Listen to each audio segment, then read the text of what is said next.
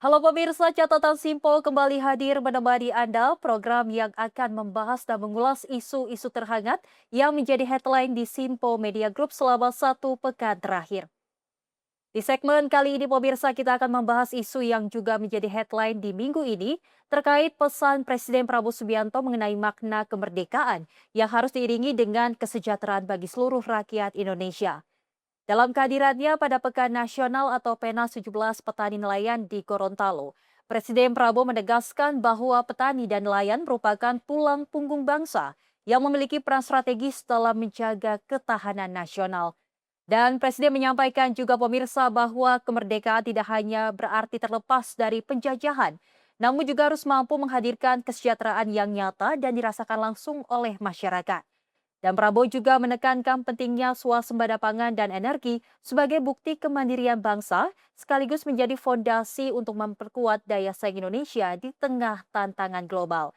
Dan selain itu pemirsa, pemanfaatan teknologi pertanian modern nilai menjadi salah satu kunci untuk meningkatkan produktivitas dan kesejahteraan petani serta nelayan di masa depan.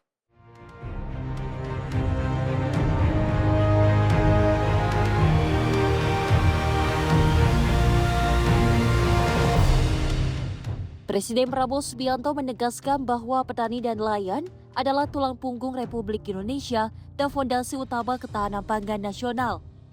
Beliau menekankan komitmen pemerintah untuk terus meningkatkan kesejahteraan mereka sebagai prioritas utama dalam pembangunan bangsa. Dalam acara puncak Pekan Nasional atau Penas Kontak Tani dan Nelayan Andalan atau KTNA 17 di Gorontalo, Presiden Prabowo menyampaikan sejumlah poin penting terkait sektor pertanian dan perikanan, di mana petani dan nelayan disebut sebagai pilar vital Republik Indonesia yang jasanya sangat besar dalam menjaga kedaulatan dan ketersediaan pangan. Selain itu, kedekatan dan kepedulian beliau didasari oleh rasa utang budi dan apresiasi mendalam atas peran masyarakat desa, petani dan nelayan dalam sejarah perjuangan bangsa. Pemerintah memandang bahwa kesejahteraan petani dan nelayan berbanding lurus dengan kemandirian pangan nasional. Presiden memastikan bahwa berbagai inovasi, teknologi dan kebijakan pro rakyat terus dimaksimalkan demi menciptakan sektor pertanian dan perikanan yang lebih revolusioner, menguntungkan dan berkelanjutan. Tim redaksi Simpo TV melaporkan.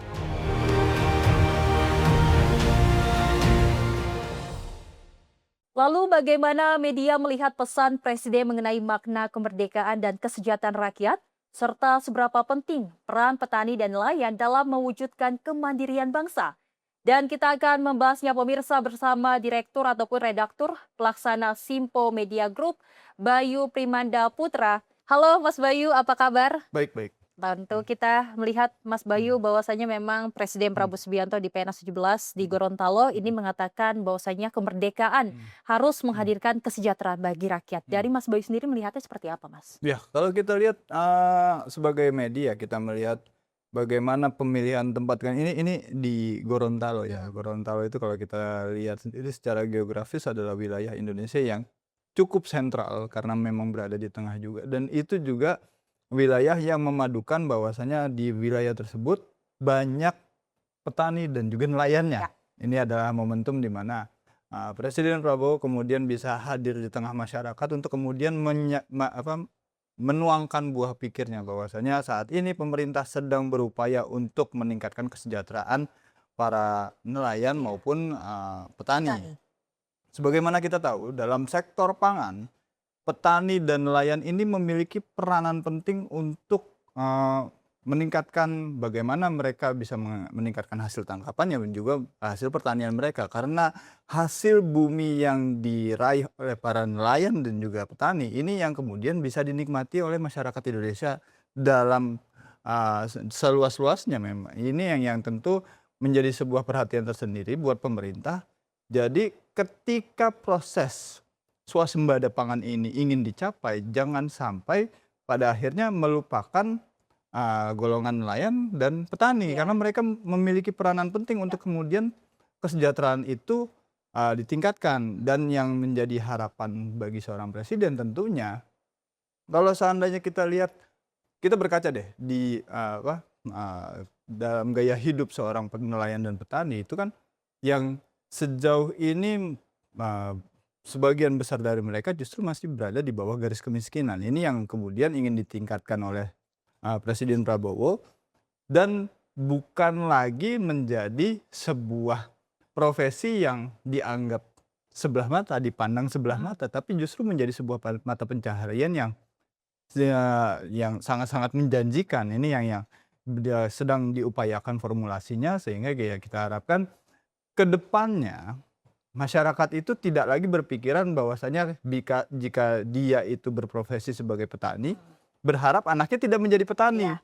Ataupun masyarakat yang berprofesi sebagai nelayan, anaknya jangan sampai jadi nelayan. Ini yang tentu sedang ingin dibangun oleh pemerintah untuk kemudian mereka itu bisa yakin dengan profesi yang akan mereka jalani itu bisa menjanjikan untuk masa depan. Ya, ini yang sedang diupayakan formulasinya, bagaimana itu kemudian peningkatan kesejahteraan yang tentu bisa menjanjikan bagi para anak petani dan nelayan bisa survive di masa mendatang ketika mereka menjalani profesi yang diwarisi oleh orang tuanya. Ini yang sangat-sangat tentu kita harapkan. Sebagaimana kita tahu kan kalau di luar negeri petani, nelayan, ketika mereka pulang bekerja, mereka mendapatkan penghasilan yang cukup besar dan itu kemudian bisa dirasakan oleh manfaatnya secara langsung oleh keluarganya. Yang tentu ketika nantinya anak-anak mereka itu menjadi dewasa, mereka tidak malu juga untuk kemudian meneruskan profesi orang tuanya karena memang profesi ini sangat-sangat menjanjikan. Ini yang tentu kami sebagai media ingin menyampaikan juga kepada masyarakat, kita publikasikan bahwasanya sejauh ini pemerintah ingin mensosialisasikan upaya-upaya terkait pemanfaatan dari hasil pertanian, terus juga peningkatan kesejahteraan bagi para petani dan juga nelayan Nah, seperti itu. Bang, memang kan kalau kita ketahui bahwasanya pidato dari kunjungan kerja Prabowo memang kalau kita ketahui pasti ada sangkut pautnya terkait dengan kesejahteraan dari petani dan nelayan kan, Bang. Menurut Bang Bayu sendiri, sebenarnya kedua sektor ini strategiskah dalam pembangunan nasional seberapa jauhkah, Bang? Ya, kalau kita lihat bagaimana peran seorang petani dan nelayan dalam proses peningkatan kesejahteraan atau enggak peningkatan bagaimana masyarakat Indonesia secara luas bisa mendapatkan pangan yang bergizi dan berkualitas tinggi. Ya. Nah, kalau kita lihat bagaimana peran mereka, tentu peran seorang petani maupun nelayan memiliki peran yang paling vital dalam proses tersebut. Karena kenapa? Mereka adalah garda terdepan untuk kemudian bisa mendapatkan hasil pangan dan hasil dari perikanan yang tentu berkualitas, ya kan? Dengan adanya peningkatan kesejahteraan, terus kemudian dengan ada upaya-upaya untuk kemudian meningkatkan bagaimana seorang petani bisa mampu meningkatkan hasil pertaniannya, terus juga nelayan bisa meningkatkan hasil tangkapannya, tentu itu juga memberikan impact yang positif terhadap hasil yang mereka kerjakan. Iya. Nah ini yang menjadi concern bagaimana pemerintah untuk kemudian bisa meningkatkan upaya-upaya tersebut dengan tujuan pastinya selain bukan hanya meningkatkan hasil pertanian dan perikanannya saja, tapi juga meningkatkan kesejahteraannya. Iya. Karena itu yang tadi kita lihat adalah impact setelah mereka itu bekerja sedemikian rupa, mereka sudah mengeluarkan peluhnya, terus hasilnya juga bisa dinikmati oleh keluarganya. Dan keluarganya pun bisa survive dan bahkan bisa secara mandiri, anak-anaknya pun juga berani untuk kemudian meneruskan profesi yang sudah dikerjakan oleh orang tuanya. Karena memang profesi tersebut menjanjikan dan bahkan menunjang mereka untuk bisa meraih kesejahteraan yang jauh lebih baik lagi ke depannya. Ini yang sedang diupayakan oleh pemerintah seperti itu. Menurut Bang Bayu sebagai redaktur, sebagai media, melihat isu kesejahteraan petani dan nelayan itu seperti apa, Bang? Apakah sepenting itu apa? Karena memang kita lihat background dari petani dan nelayan Indonesia memang mungkin belum terlihat.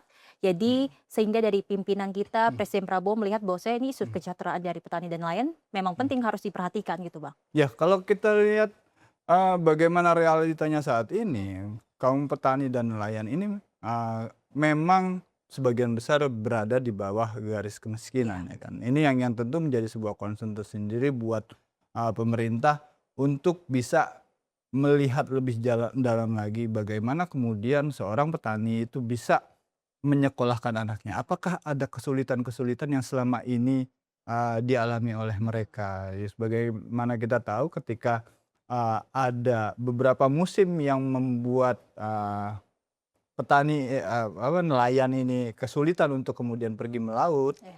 terus kemudian berpengaruh terhadap hasil tangkapannya, tentu membuat mereka itu menghadapi masa-masa yang sulit ya kan. Dan ini yang tentu harus menjadi sebuah perhatian buat pemerintah untuk kemudian bisa meningkatkan Iya. kesejahteraan. Ketika momen-momen tersebut datang, maka harus ada uluran tangan dari pemerintah untuk kemudian bisa menggapai mereka yang memang mengalami kesulitan tersebut, terus kemudian dibantu agar anak-anaknya masih tetap bisa bersekolah untuk kemudian bisa melihat lebih jauh lagi masa depan yang kemudian setidaknya bisa menularkan semangat dari orang tua mereka untuk kemudian tetap meraih pendidikan yang layak seperti itu. Nah Bang, kalau tadi kan berbicara terkait dengan kesulitan yang Hmm, dihadapi oleh para petani hmm. dan juga nelayan. Sebenarnya menurut Bang Bayu sebagai media yang melihatnya sebenarnya apa sih yang menjadi tantangan terbesar Mhm. dalam meningkatkan sejahtera dari petani dan nelayan di Indonesia, Bang? Ya, kalau untuk urusan petani ya, kalau Mhm. kita lihat sendiri dalam proses pertanian itu kan cukup panjang ya, Ya. di mana mereka harus mendapatkan bibit, bibit yang terjangkau, terus kemudian mereka juga harus mendapatkan pupuk yang Ya. dengan harga yang terjangkau pula, dan dari hasil bantuan-bantuan tersebut ya diharapkan kemudian bisa meningkatkan kualitas hasil pertanian mereka. Adapun nantinya ketika hasil pertanian itu sudah meningkat, perkaranya, nah apakah dari hasil pertanian tersebut petani mendapatkan kesejahteraan yang cukup? Ini yang kemudian harus harus dilihat lebih dalam lagi oleh pemerintah, apakah ada permainan harga dalam proses perdagangan, baik itu komoditas seperti beras, terus kemudian seperti halnya hasil-hasil pertanian yang lain. Ini yang harus harus dicegah Mhm. untuk kemudian ada pengaturan harga yang memang dilakukan untuk mendapatkan keuntungan oleh oknum dalam tanda kutip, terus kemudian justru petani yang dirugikan. Ini yang kemudian harus pemerintah cegah. Karena memang bila seandainya para petani ini dirugikan dengan adanya permainan harga tersebut, nggak menutup kemungkinan kan petani tidak menginginkan anaknya menjadi seorang petani Mhm. di kemudian Mhm. hari. Makanya dalam proses distribusi hasil pertanian sampai nantinya ke tangan pembeli tentu harus dijaga sedemikian rupa oleh pemerintah agar harganya bisa sama-sama memberikan keadilan. Yang pertama, bagi para konsumen bisa mendapatkan harga yang pantas, terus kemudian petaninya pun bisa mendapatkan kesejahteraan dari hasil penjualan tersebut. Itu yang sedang diupayakan oleh pemerintah untuk kemudian masyarakat Indonesia pun bisa mendapatkan keadilan dan kesejahteraan seluas-luasnya. Nah Bang, ini kan berbicara dengan, keuntungan yang akan dihadapi oleh petani dan nelayan. Ada salah satu Hmm, program, pemerintah yang memang kita ketahui menjadi hmm, prioritas utama yaitu hmm, program makan bergizi gratis ya, di mana ternyata tidak hanya diuntukkan bagi, kita yang anak-anak yang mencegah stunting ataupun, bagi ibu hamil ataupun balita, ternyata juga menguntungkan bagi para petani dan nelayan karena kita ketahui ternyata bahan baku untuk dari lauk pauk yang ada di makan bergizi gratis ternyata diambil dari petani dan nelayan lokal. Itu melihatnya seperti apa Bang? Nah, salah satu upaya untuk meningkatkan Mhm. kesejahteraan adalah lewat program-program yang kerakyatan yang sejauh ini sudah dijalankan oleh Iya, pemerintah, yaitu salah satunya lewat program makan bergizi gratis, betul. di mana program makan bergizi gratis ini adalah salah satu cara untuk kemudian pemerintah bisa menjaga asupan dari para anak-anak yang sedang bersekolah, anak-anak para petani dan nelayan yang bersekolah untuk kemudian mereka mendapatkan asupan nutrisi Iya. yang sesuai Mhm. sebagaimana yang semestinya mereka dapatkan. Ini langkah awal untuk kemudian mereka bisa mendapatkan kesejahteraan. Tentu akan ada langkah-langkah selanjutnya di Mmm. mana yang tadi sudah saya katakan, pemerintah juga tentu menitikberatkan perhatian untuk kemudian meningkatkan kesejahteraan petani dari bagaimana sistem distribusi hasil Ya. pertanian yang bisa memberikan keadilan. Selain itu juga nelayan pun juga perlu mendapatkan bantuan-bantuan seperti kayak urusan bahan bakar, yang mana itu menjadi salah satu tantangan untuk proses distribusi yang memang tentu mendapatkan ada kendala teknis dalam proses distribusinya, sehingga nelayan pun juga ada beberapa hambatan untuk kemudian mereka bisa melaut. Ini yang jadi perhatian untuk kemudian perlu diperbaiki oleh pemerintah. Terus kemudian terkait bagaimana hasil pengelolaan perikanan agar tidak dimonopoli oleh pihak-pihak tertentu, untuk kemudian nelayan pun bisa mendapatkan dan merasakan kesejahteraan dari hasil proses penjualan perikanan tersebut. Betul, berarti memang saat ini pemerintah sedang bagaimana agar nantinya isu kesejahteraan dari petani dan nelayan ini bisa ditingkatkan. Terlebih memang kita ketahui banyak program pemerintah, salah satu MBG yang sudah dikerjakan pemerintah yang ternyata memang banyak petani Indonesia dan nelayan Indonesia juga diuntungkan ya Bang ya. Kita berharap bahwasanya memang ini isu kesejahteraan dari petani dan nelayan bisa terus diperhatikan, karena ternyata ini sangat menguntungkan, dan juga kita berharap swasembada pangan di Indonesia dapat tercapai ya Bang ya. Tercapai dan juga meningkatkan kesejahteraan para petani Itu dan terpenting ya nelayan. Bang ya. Seperti itu. Oke. Pemirsa, isu-isu lainnya yang sedang headline di Simpo ID dan Simpo TV akan kami hadirkan usai jeda. Tetaplah bersama kami di Catatan Simpo.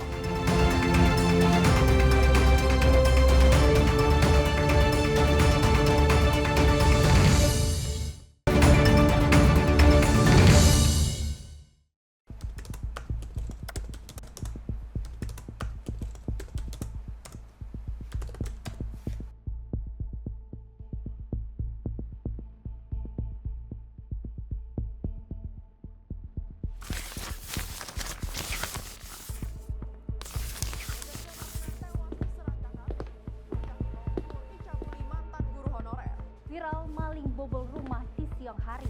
Polisi bongkar peredaran narkoba jaringan internasional. Dugaan pembunuhan mayat dalam drum belum terungkap. Lagi, lansia tewas dengan penuh luka bacok.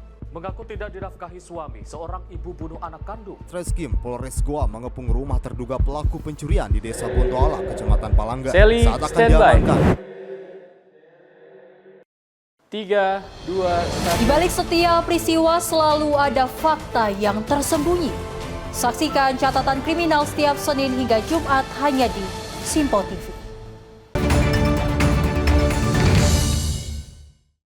Terima kasih pemirsa, Anda kembali menyaksikan catatan Simpo. Pemirsa, di segmen kali ini kita akan membahas isu yang juga menjadi headline di minggu ini terkait kasus penyekapan dan penganiayaan terhadap seorang perempuan di Bandung, Jawa Barat yang menyita perhatian publik. Kasus ini menjadi sorotan luas karena dinilai sebagai bentuk kejahatan yang sangat serius dan tidak dapat ditoleransi dalam negara hukum. Berbagai kalangan mulai dari menteri-menteri terkait, anggota DPR hingga Gubernur Jawa Barat menyampaikan kecaman keras atas dugaan penyekapan dan penyiksaan yang dialami korban. Polisi pun bergerak cepat melakukan pengusutan dan pemburuan terhadap pelaku, termasuk salah satu buron yang masuk daftar pencarian orang atau DPO. Setelah menjadi buron dan dicari secara intensif, tersangka Taufik Hidayat akhirnya berhasil ditangkap oleh Polda Jawa Barat.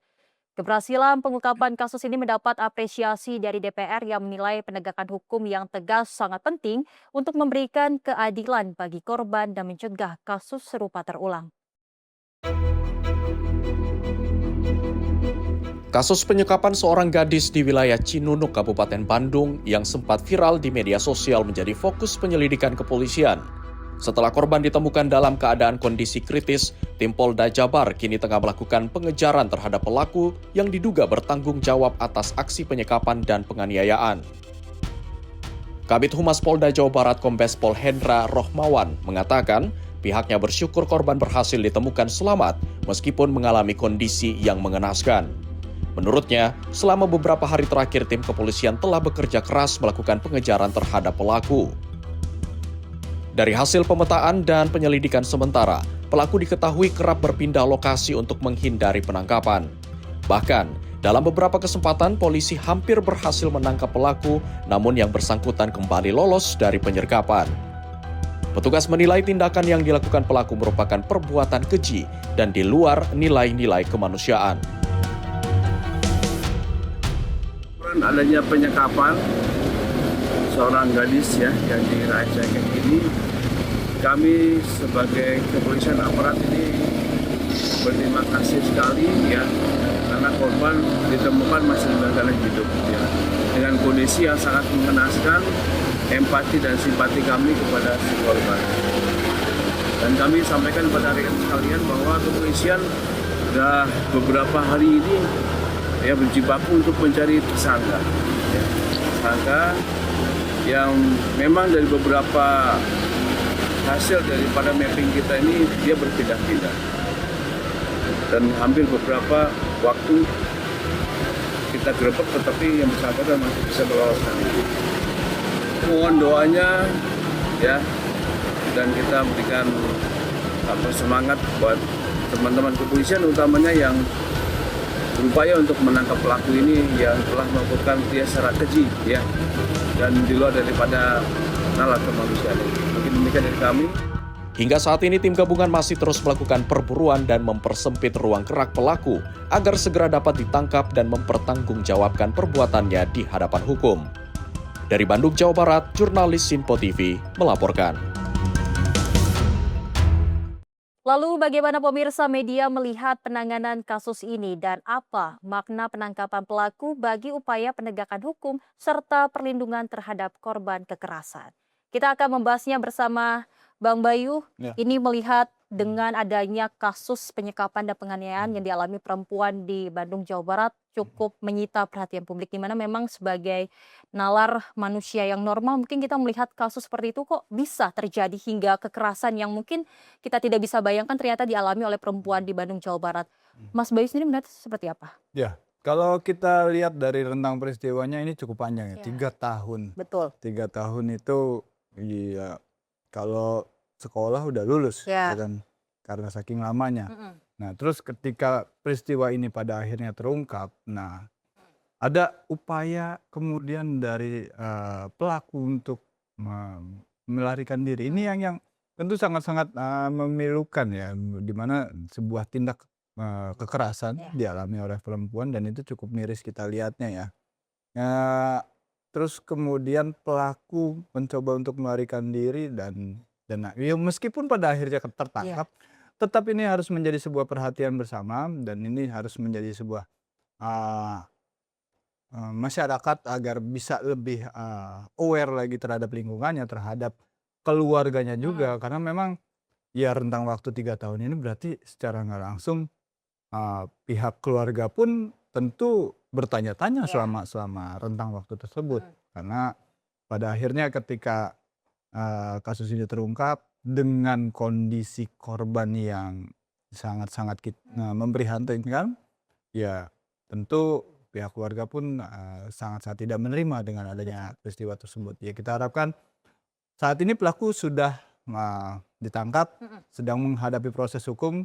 Kita bisa pantau bagaimana proses hukumnya nanti ke depan. Ya, kita harapkan aparat kepolisian terus kemudian pengadilan setempat itu bisa melihat lebih dalam lagi bagaimana peristiwa ini bisa terjadi dan bisa memberikan keadilan khususnya terhadap korban. Dan ternyata sebagaimana kita tahu dalam proses perjalanan kasus ini kan cukup menarik juga karena ada penerapan bounty hunter juga kan. Terus kemudian kayak seperti sayembara penangkapan yang nominalnya itu lumayan wah, 250 juta, bahkan itu menjadi sebuah konten tersendiri di sosial media, di mana banyak netizen Indonesia yang kemudian mempajang wajah dari pelaku, berarti secara nggak langsung ya seburuk itu perbuatan seorang pelaku yang kemudian dicap oleh masyarakat luas se-Indonesia sebagai pelaku tindakan kekerasan yang memang ini tindakannya ya sangat-sangat memilukan. Ya kita harapkan nanti gimana proses hukumnya ini bisa kita saksikan bersama. Yang pasti kami sebagai media yang pertama turut prihatin terhadap para korban dan juga kita juga akan memantau bagaimana proses hukum ke depannya. Oke. Seperti itu. Dan memang kita ketahui kan Bang, polisi ini telah berhasil menangkap Hmm. pelaku Taufik Hmm. Hidayat pada Selasa malam. Bahkan juga kita ketahui belum masuk 24 jam ke DPO ternyata udah berhasil ditangkap oleh Polda Jawa Barat. Menurut Bang Bayu sendiri, seberapa penting keberhasilan ini dalam membangun kepercayaan publik terhadap penegakan hukum? Ya kalau kita lihat dalam proses penangkapannya ini kan cukup singkat ya, di mana ketika dinyatakan dinyatakan pelaku ini menghilangkan diri, terus kemudian masuk dalam daftar pencarian orang, ini kemudian secara nggak langsung aparat penegak hukum pun bergerak cepat untuk kemudian memantau bagaimana proses pelarian dari pelaku. Ya, dengan adanya penangkapan tersebut yang memang bisa dilakukan dalam waktu singkat, kita kita lihat ini tentu mendapat respon yang cukup positif juga dari masyarakat, dan ini yang patut kita apresiasi, di mana penegak hukum pun bisa memainkan peran untuk memberikan keadilan kepada korban. Ini dalam tahap awal ya. Nanti kita lihat bagaimana prosesnya. Apakah nanti tentu akan ada upaya-upaya seperti selain meminta keterangan pelaku dan korban, juga ada rekonstruksi juga untuk mencari bagaimana proses penyekapannya ini bisa berlangsung, karena rentang waktunya cukup panjang, 3 tahun. Berarti nanti apakah justru ada keterlibatan orang lain, ada keterlibatan pihak-pihak lain yang memang berperan dalam penyekapan tersebut. Terlebih ini 3 tahun kan waktunya nggak sebentar ya kan, berarti secara nggak langsung ada penyakit mungkin bisa dikatakan sebagai seorang psikopat juga ya, yang kemudian bisa menyembunyikan seorang perempuan, seorang korban ya dengan dalam rentang waktu yang cukup lama, dan itu penyiksaannya terus-terusan dilakukan Benar. seperti itu. Melihat kejadian ini yang memang cukup tersebar di media sosial, kan kita ketahui Bang di dunia digital sekarang ya apa-apa cepat viral gitu kan Bang. Dan melihat seperti itu, dari Bang Bayu sendiri bagaimana melihat peran publik dalam membantu pengungkapan kasus ini melalui media sosial di-share akhirnya viral, itu seperti apa Bang? Ya, peran publik menjadi sangat penting karena memang mendorong bagaimana penegak hukum pun pada akhirnya memberikan fokus mereka untuk segera melakukan penangkapannya. Berarti secara nggak langsung publik memiliki peran yang sangat vital untuk kemudian bisa memberikan dorongan pada penegak hukum untuk segera melakukan proses-proses dan upaya-upaya hukum yang kemudian berhasil pada akhirnya berhasil melakukan penangkapan. Ya, ini tentu sangat-sangat kita apresiasi ya. Tentu bukan hanya di proses hukum pidana umumnya saja ya, karena kan kita di Indonesia juga dihadapkan dengan banyak masalah ya kan, entah itu ada kasus pidana korupsi dan sebagainya ya. Kita harapkan publik pun bisa memberikan perhatian mereka untuk kemudian mendorong penegak hukum bisa bekerja melakukan upaya-upaya hukum untuk melakukan proses-proses terhadap kasus-kasus yang lain gitu kan. Ini yang juga kami pun sebagai media juga akan memberikan informasi terkait bagaimana proses perkembangan hukum dari kasus ini khususnya, dan dari kasus-kasus yang lain, karena memang Sinpo memiliki kekuatan yang cukup masif juga untuk kemudian memberitakan kasus-kasus hukum yang memang selama ini terjadi di Indonesia. Makanya kita harap publik juga bisa memberikan atensi mereka terhadap kasus-kasus lain, baik itu kasus tindak pidana umum maupun tindak pidana khusus seperti korupsi, narkoba dan sebagainya. Ini kemudian didorong untuk penegak hukum pun pada akhirnya melek terhadap ternyata ada perkara ini yang perlu untuk disegerakan karena mendapatkan atensi dari publik juga. Nah, ini yang tentu kita harapkan itu bersama, dan ya kami sebagai media terus sangat-sangat mengapresiasi para masyarakat yang memang sudah memberikan perhatiannya terhadap kasus ini. Bang, melihat bahwasanya ternyata kasus kekerasan terhadap perempuan di Indonesia itu kan cukup tinggi ya Bang ya.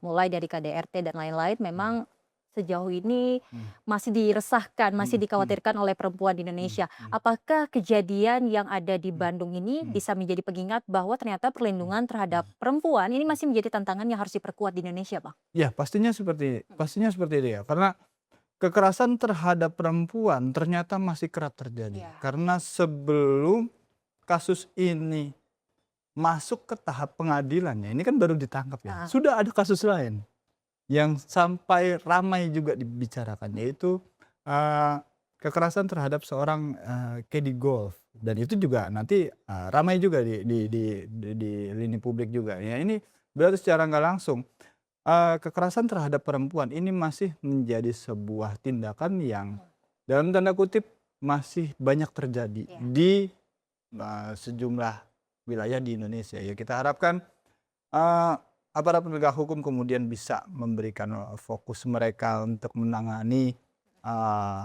kasus-kasus kekerasan terhadap perempuan, dan juga negara pun setidaknya bisa memberikan perlindungan lebih terhadap perempuan bila seandainya mereka mendapatkan tindak kekerasan seperti itu.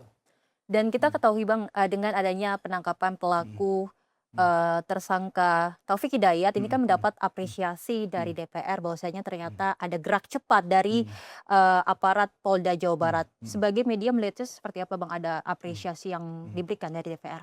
Ya, kalau kita lihat ini DPR memang sangat-sangat concern terhadap isu-isu yang memang ramai diperbincangkan oleh publik ya, termasuk salah satunya tindak pidana kekerasan yang sangat-sangat memprihatinkan. Mungkin ini kita bisa mengatakan kekerasan yang sangat keji dilakukan oleh seorang pelaku karena rentang waktu yang cukup panjang, terus kemudian ternyata proses pertemuan yang cukup singkat. Ini kan Benar. kalau kita lihat lagi lebih jauh lagi bagaimana Taufik Hidayat kemudian bisa bertemu korban ternyata dari acara konser ya kan, terus kemudian pertemuan yang cukup singkat itu bisa menggait seorang korban untuk bisa diajak dan disekap. Ini yang sangat-sangat menjadi sebuah hal yang memprihatinkan tentunya. Oleh karenanya kita media pun mencoba untuk mendorong kepada masyarakat, pada publik untuk kemudian bisa bersama-sama menjaga bagaimana orang terdekat kita bisa tercegah dari tindak pidana kekerasan, dan itu setidaknya bisa memberikan perhatian kepada orang-orang terdekat kita terhadap siapapun yang memang saat ini orang tersebut sedang dalam proses dekat dengan seseorang. Itu harus clear lebih dulu apakah kemudian orang tersebut memiliki hubungan sebelumnya yang baik atau tidak. Kan kalau kita lihat Taufik Hidayat sendiri ternyata backgroundnya dia sudah pernah memiliki istri. Betul. Dan istrinya itu juga mengakui bahwasanya Taufik Hidayat ini melakukan tindak pidana kekerasan juga. Banyak kekerasan yang memang dialami oleh seorang istri, terus kemudian akhirnya mereka berpisah. Berarti ada hal yang kemudian korban ini belum sampai informasinya, tapi keburu digait oleh si pelaku, terus kemudian dilakukan penyekapan. Ya, ini yang sangat-sangat miris, apalagi rentang waktunya cukup panjang. Ya kita nggak tahu itu dalam 3 tahun di apa saja yang diperbuat oleh si pelaku. Tapi pada akhirnya kalau kita lihat, kita bandingkan foto kondisi korban terkini dengan foto korban yang dulu sebelum dilakukan kesalahan, ini sangat jauh sekali perbedaannya. Berarti secara nggak langsung, wah ini bukan hanya 1-2 kali, tapi udah menjadi habit yang kemudian bisa membuat korban itu sangat berbeda dengan foto awalnya seperti itu. Oke, tentu melihat dengan adanya kejadian yang terjadi di Bandung, Jawa Barat, kan kita sebagai perempuan pasti berharap kejadian serupa tidak akan terulang kembali kan Bang. Menurut Bang Bayu sendiri, langkah yang bisa dilakukan agar kejadian ini tidak terulang kembali di masa mendatang, dan apa yang menjadi harapan terbesar terhadap proses hukum kasus ini agar dapat memberikan rasa keadilan bagi masyarakat, Bang? Oke. Kalau kami sebagai media melihat bagaimana kasus ini kemudian mencuat, kami pun coba untuk kemudian meminta pendapat dari para pengamat, baik itu pengamat terkait sosial, terus kemudian beberapa praktisi bela diri juga kita minta pendapatnya untuk kemudian bagaimana seorang wanita bisa membekali diri mereka dari tindakan-tindakan yang menuju ke arah pelecehan maupun kekerasan. Ini yang kemudian kita gali lagi lebih dalam oleh para praktisi-praktisi ini untuk kemudian mereka bisa memberikan ilmunya. Nah, dan kita juga lampirkan di pemberitaan di Sinpo, dan itu yang kita coba sampaikan kepada publik, bahwasanya perempuan juga perlu membekali diri mereka dengan upaya dengan cara bertahan dari tindakan-tindakan kekerasan yang dilakukan oleh orang yang dikenal ataupun yang tidak dikenal. Karena memang tindakan kekerasan ini, tindak kekerasan ataupun pelecehan ini bisa datang dari siapapun itu yang memang melakukan kontak dengan perempuan. Makanya ini perlu kemudian kita suarakan, perlu kemudian kita sampaikan kepada publik. Kita buat dalam beberapa pemberitaan yang kemudian kita publikasi agar menjadi sebuah pembelajaran bersama buat perempuan agar bisa terhindar dari tindakan kekerasan seperti Baik, Bang Bayu dan pemirsa, kita akan membahas isu lainnya. Namun usai jeda pemirsa, tetaplah bersama kami di Catatan Sinpo.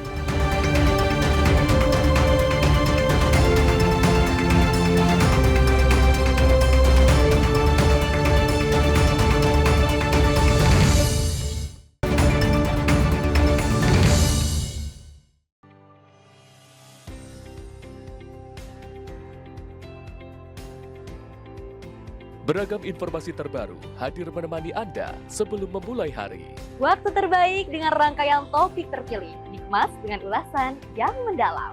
Mengangkat isu yang tengah menjadi pembicaraan paling hangat agar pagi Anda lebih semangat. Jadi pastikan pagi hari Anda lebih bermakna bersama rangkaian berita yang telah kami rangkum untuk Anda. Sembarakan pagi Anda bersama Menyapa Indonesia Pagi. Setiap Senin hingga Jumat pukul 5 pagi. Hanya di Sinpo TV.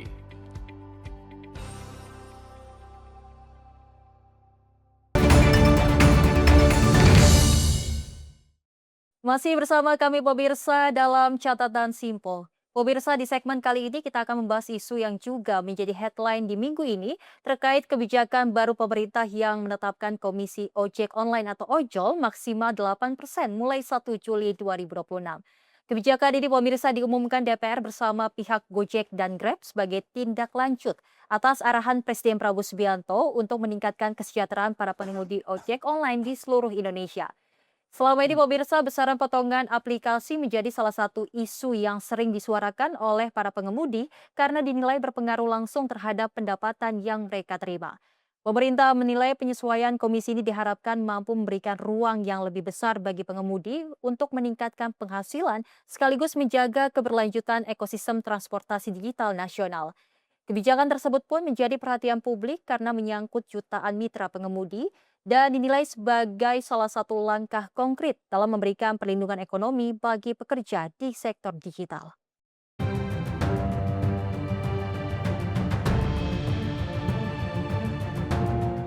Pimpinan DPR menggelar pertemuan bersama dengan Wakil Direktur Utama Gotoh, Catherine Hinda Sucahyo, dan CEO Grab Indonesia, Neneng Gunadi, di Kompleks Parlemen Senayan, Jakarta pada Selasa sore. Pertemuan ini juga merupakan tindak lanjut mengenai pemberlakuan tarif atau komisi kendaraan transportasi online khususnya roda 2. Hal tersebut merupakan instruksi langsung dari Presiden Prabowo Subianto saat memperingati Hari Buruh atau May Day pada beberapa waktu lalu untuk kesejahteraan ojol. Rekan-rekan media sekalian, selamat sore. Saya bersama dengan manajemen Gotoh dan Grab yang tadi kami sudah mengadakan pembicaraan bersama dengan Pak Cucun juga mengenai pemberlakuan tarif atau pemberlakuan komisi untuk kendaraan transportasi online beroda 2 yang penerapannya selama ini mungkin ditunggu-tunggu oleh pengemudi. Dalam kesempatan yang sama, Gotoh, Gojek, dan Grab Indonesia memastikan bahwa aplikator akan mulai memberlakukan peraturan itu pada tanggal 1 Juli mendatang. Dengan begitu, kini pengemudi ojek online akan menerima pendapatan bersih minimal sebesar 92%. Kesempatannya Pak Sumi Dasko, diskusinya juga baru saja ini. Mungkin cepat saja teman-teman, hari ini kami ingin menyampaikan bahwa sesuai dengan kemarin waktu tanggal 1 Mei, waktu acara May Day kemarin sudah disampaikan oleh Bapak Presiden Prabowo Subianto mengenai pengemudi ojol begitu ya. Jadi kami mendukung upaya ini untuk terus meningkatkan kesejahteraan para mitra pengemudi ojol ini. Jadi mulai efektif tanggal 1 Juli 2026, Gojek Indonesia akan mulai mengimplementasikan Komisi 8% untuk layanan transportasi penumpang ojek online roda 2. Yang kalau di Gojek kita sering manggilnya Go Ride begitu ya. Jadi ini akan efektif sekali lagi tanggal 1 Juli tahun ini, minggu depan 8% potongan komisi ini. Kami ingin menyampaikan bahwa Grab Indonesia akan mulai mengimplementasikan Komisi 8% untuk layanan transportasi penumpang ojek online roda 2, kalau di Grab namanya Grab Bike, dan implementasi ini akan efektif dimulai tanggal 1 Juli 2026. Terima kasih. Dari Jakarta, Fahrizal, Roda Bayu, Simpo TV melaporkan. Lalu bagaimana media melihat kebijakan Komisi Ojol 8% ini dan sejauh mana kebijakan tersebut dapat memberikan dampak positif bagi kesejahteraan para pengemudi? Kita akan membahasnya bersama Bang Bayu.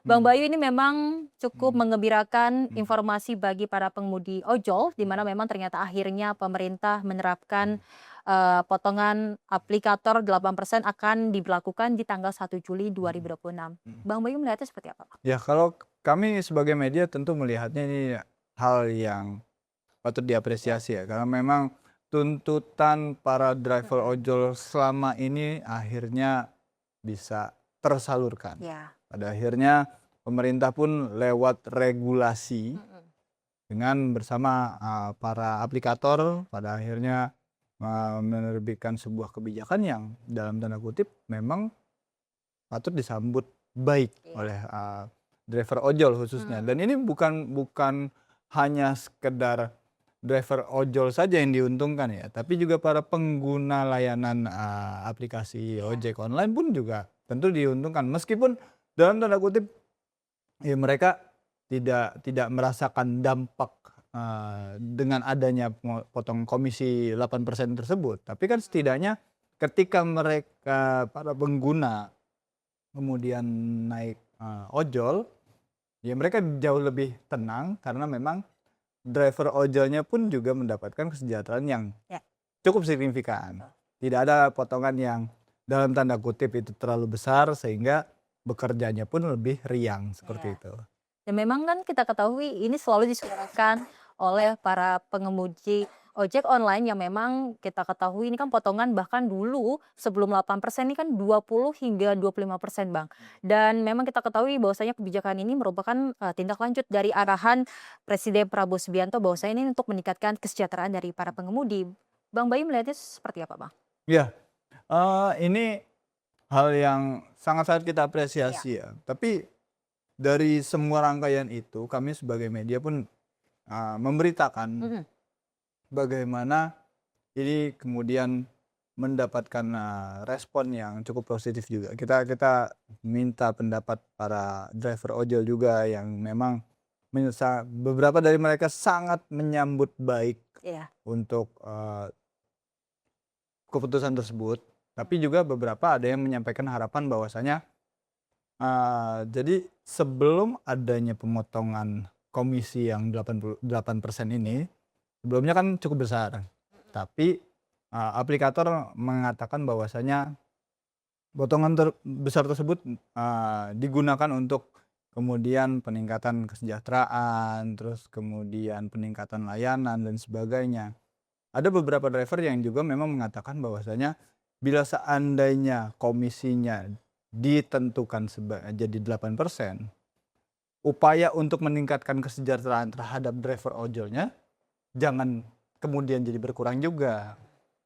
Karena memang kalau bisa dikaji lebih dalam lagi ya setidaknya upaya-upaya peningkatan kesejahteraan para driver ojol oleh aplikator ini itu tetap harus berjalan juga sepanjang aplikator dengan adanya komisi 8% ini tidak kemudian dirugikan. Ini yang tentu menjadi sebuah PR tersendiri khususnya buat aplikator sebagai penyedia layanan untuk bisa meracik bagaimana keputusan ini. Dan tentunya dengan adanya keputusan untuk dari pemerintah untuk kemudian menetapkan bahwasanya komisi 8% ini sudah melalui berbagai macam pertimbangan. Dan itu diharapkan bisa menjadi win-win solution bagi para driver maupun aplikator untuk sama-sama bisa berjalan beriringan karena memang dua komponen ini yang sangat-sangat sangat-sangat berpengaruh terhadap proses bagaimana jalannya transportasi di Indonesia khususnya. Ya, untuk kan potongan komisi dari pengemudi ojek online ini kan 8% diumumkan langsung oleh Wakil Ketua DPR Dasko dan juga dari pihak Gojek dan Grab. Bang Bayu sendiri sebagai media melihat peran DPR dalam menjembatani komunikasi antara pemerintah, juga perusahaan aplikator dan para pengemudi seperti apa, Bang? Ya kalau kita lihat bagaimana peran DPR untuk kemudian menyuarakan aspirasi dari driver ojol ini sangat memiliki peranan yang sangat penting ya. Karena memang pada akhirnya pemerintah pun bisa mengambil kebijakan yang pada akhirnya sangat menguntungkan juga buat driver ojol juga sebagai mitra dari penyedia layanan ya kan. Ya, kita harapkan ini kemudian bisa dijalankan dengan sangat baik dan DPR pun juga tidak hanya berfokus terhadap komisi 8% driver ojol aja. Karena masih ada isu lain yang perlu menjadi perhatian DPR. Salah satunya yang Sinpo coba angkat adalah komisi marketplace. Ya kan? Jadi selama ini penjual yang ada di marketplace, apapun itu tokonya, ada yang hijau, ada yang oranye dan sebagainya, ternyata potongan komisi di marketplace itu nominalnya cukup besar dan sangat tinggi dan pada akhirnya para penjual pun merasa kesulitan dengan adanya potongan tersebut. Ini yang tentu menjadi sebuah hal yang perlu menjadi fokus juga dari DPR untuk kemudian diperhatikan lagi. Mungkin nantinya bisa menjadi sebuah fokus baru buat DPR untuk kemudian bisa diambil kebijakan yang lebih memberikan keadilan bagi seluruh masyarakat, khususnya kalau yang ojol kan saat ini udah selesai nih masalahnya. Nah kalau yang marketplace bagaimana nanti bisa disikapi oleh tim pihak marketplace-nya maupun juga para sellernya yang memang berkecimpung dalam dunia marketplace tersebut. Oke. Dan memang kan kebijakan ini seperti yang saya tadi katakan bahwasanya diumumkan bersama pihak Gojek dan Grab, Bang. Dan apakah memang hal tersebut menunjukkan adanya komitmen untuk memperbaiki ekosistem transportasi online saat ini, Bang? Ya kalau kita lihat sendiri dengan adanya upaya dari DPR untuk kemudian mempertemukan kalau aplikator ini kan berarti pengusahanya ya, pengusaha dengan pemerintah terus kemudian merumuskan bersama bagaimana kebijakan tersebut akhirnya lahir, ya kan? Secara nggak langsung DPR kemudian bisa mengambil peran untuk bisa menjembatani dua pihak yang memang selama ini memiliki unek-unek untuk kemudian bisa disampaikan. Ini ini sangat-sangat kita apresiasi ya. Kita harapkan ada fokus-fokus lain yang kemudian bisa lebih diperhatikan lagi. Ya termasuk salah satunya ya terkait masalah yang terjadi yang sedang kita suarakan juga ini yang terjadi di marketplace seperti itu. Ya, memang kalau melihat adanya potongan komisi bagi pengemudi ojek online sebesar 8%, menurut Bang Bayu melihat keseimbangan antara kepentingan pengemudi dan keberlanjutan bisnis dari perusahaan aplikator seperti apa, Bang? Apakah nantinya memang ini kan kita berharap tidak ada keuntungan berat sebelah ya, Bang. Dan pastinya kita mau antara pengemudi dan perusahaan aplikator sama-sama diuntungkan dengan adanya komisi 8% tersebut. Bang Bayu gimana? Ya kita lihat ini bagaimana ke depannya ya. Karena penerapannya kan akan dimulai pada 1 Juli nanti.